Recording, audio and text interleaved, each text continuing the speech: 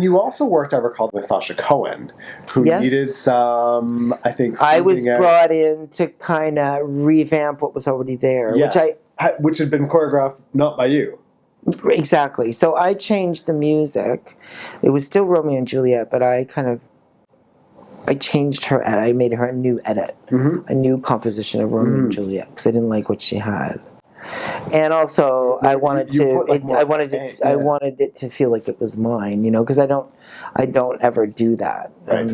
As choreographers, we don't change other choreographers' work. Right. It's kind of an unwritten rule, and any self-respecting choreographer would not do that, because you don't want that to happen to you. And speaking of a choreographer's dream, I mean, Patrick Chan, Virtue Moyer, Sasha Cohen, and her competitive peak also would have been. What was that like? Well, but it was interesting with Sasha, because I didn't know her at all. We didn't know each other at all. We'd never met. So I had no idea what to expect, and it was hard. She was only up for 3-4 days. It felt very strange to me. It's not how I normally work. Okay. And she was a girl very set in her ways. Everything was timed. She knew how much all this. She's very scientific in the way she approaches her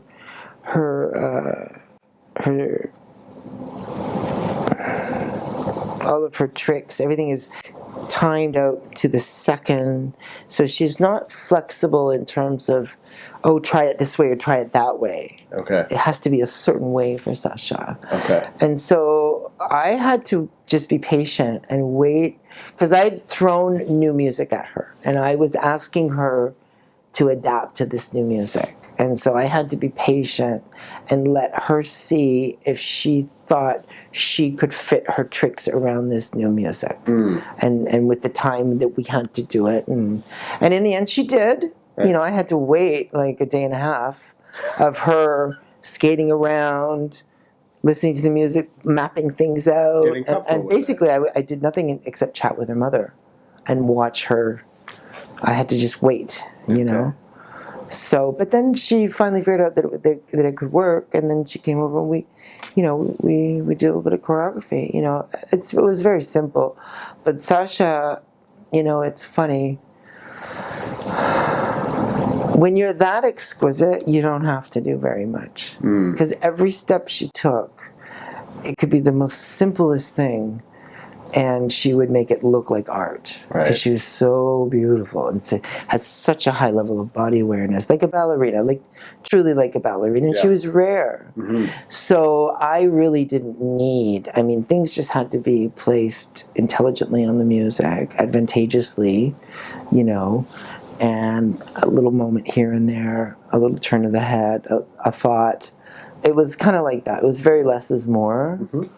So, but I'll always treasure the experience, and she was sweet. We developed a really great rapport in such a short time in the end. So it's kind of nice. My last question for you, not necessarily that you want to poach other choreographers' skaters, but if you could pick one or two skaters that you think, poaching. I would love to work with them, who would those competitive skaters be? It's funny, I gave another interview recently, and I have always noticed in my career, in my life, that whenever I've seen a skater that I thought, oh wow, they're really good, and if I ever kind of allow myself to dreamscape on what I would do with a certain skater, inevitably I end up getting the chance to. Sometimes it's 3 years later, sometimes it's 10 years later. Okay. Do you know what I mean? Yeah. Literally, with Midori, it was. I saw her when I was 13, 14, and she would have been 8. Wow. When she was first time Junior Worlds. Okay. And I was so blown away with her, and then I ended up choreographing her. In 96, wasn't it 96? For her comeback that she never came back. Yes. The comeback that never came back. Right. For Nagano, but then our relationship evolved into me going there twice a year, doing 2, 3, 4 show numbers for her, for 6 years running. Yeah. So we developed a really great relationship, and that was a really big treat in my professional life. So when you look at the roster of skaters now, who would you think, that one, I want to work with them? I don't know. I don't think I'd feel comfortable saying names. I like to keep it private for myself. Fair enough. Because so there are skaters that you watch and you think, oh, for sure. I'd love to work with them. Yeah. Okay. For sure. And all the time. Do you wait for skaters to come to you, or will you approach them? No, I never approach. Okay. Never approach. There's nothing disrespectful about doing it that way. If it's done above board, there's nothing wrong with that. It's a free country, you know, and we are freelance. It's not like coaches that, you know, you make a commitment. Like my commitment to a skater is one piece at a time. Right. You know, so if I do that one piece really good, chances are they'll ask for another piece. Sometimes not. I mean, I've literally worked with skaters, and there's a skater, a male skater, I won't mention the name because I wouldn't want them to be uncomfortable, but that I choreographed a long program for several years, a very well-known skater. And I can think of two right offhand, that the particular piece I choreographed for these two individual male skaters, I still get fans and people in the business alike saying, oh, that was one of my favorite pieces ever. And they never came back to work with me a second time. Okay. You know, so you never know. You never know. Right. But I don't know, the way I was raised, I wasn't raised, you know, I just feel like my work should bring me work. I don't want to have to kind of, hustle. I don't want to have to hustle. Fair enough. Who does, baby? And I'm lucky because I never did have to hustle. I mean, I started hustling a little bit this year because I'm getting older. There's new people coming up that are very talented and having their own success, but I'm not done. I still love what I do. I quit smoking just over a year ago, so there's a renewed kind of vibrancy and spirit that comes along with that in my life,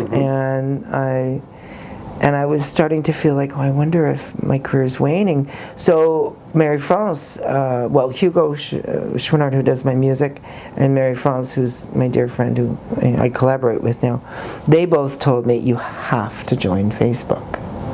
And I'd been resisting all these years. Right. So that is my recent big effort to kind of hustle, is I've joined the social media world, and now I'll do a little bit of shameless self-promotion and, you know, put up on social media what I've been doing, and just so people, you know that I'm still doing what I do. And you're out there, yeah, absolutely. But in terms of going up to coaches and going up to skaters and saying, oh, I'd love to work with them, I can't. Okay. It doesn't feel right. Maybe it's okay for other people, and it is okay for other people, but it's not me. All right. Well, you can always just let us know, and we'll do that work on your behalf. But David, it's been a real pleasure just to get to know you a bit more and to hear your insights on Patrick and Virtue and Moyer and a bit about the choreography business. So thanks so much for your time. My pleasure. And best of luck to you this season. Thanks, Ted. Thanks, David. Thank you.